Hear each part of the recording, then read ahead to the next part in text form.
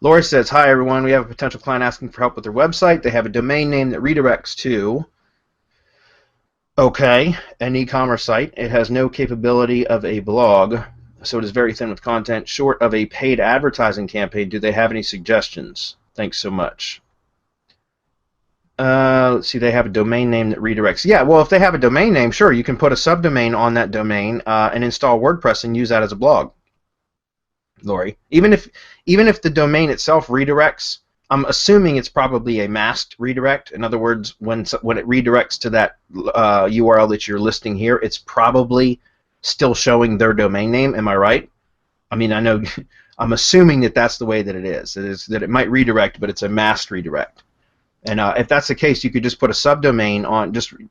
You'd have to use a DNS mapping service like Amazon Route 53 or Cloudflare or something like that. But you could create a subdomain and point that to a regular hosting account, and then put WordPress on the subdomain and just use that as your content distribution engine, your blog essentially. So it could be blog.yourclientsdomain.com. You know what I mean? Yeah, and then you just put a link. I know some people get confused when they're thinking about this and get lost in the subdomain part. You just put and then be sure put a link on that on your site somewhere, like, hey, this is our blog or news or whatever. That's right. It's over there.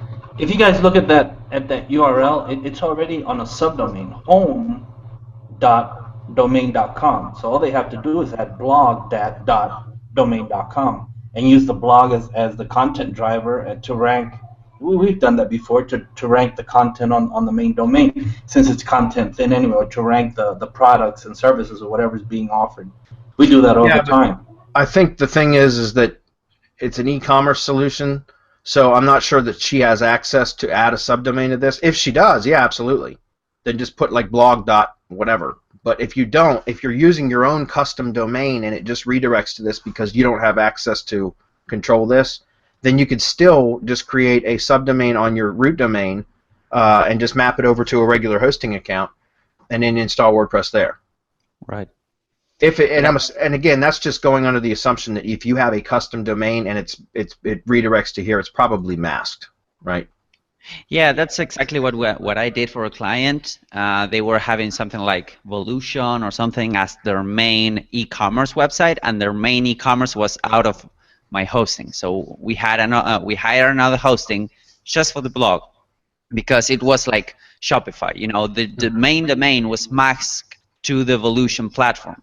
So we have to, via DNS, we had to open a blog.domain.com and start blogging over there. So it was it was an extra step that you need to take, Lori, because WordPress, and it would take a ton of time for you. On this case, you do not even have a blog capability, but in case some other clients come with another e-commerce project like Magento or whatever, Shopify, etc. It takes us a ton of time to learn WordPress, so it will be always better to work with that. Otherwise it's not worth it, or they need to pay a ton of money. Right? It is.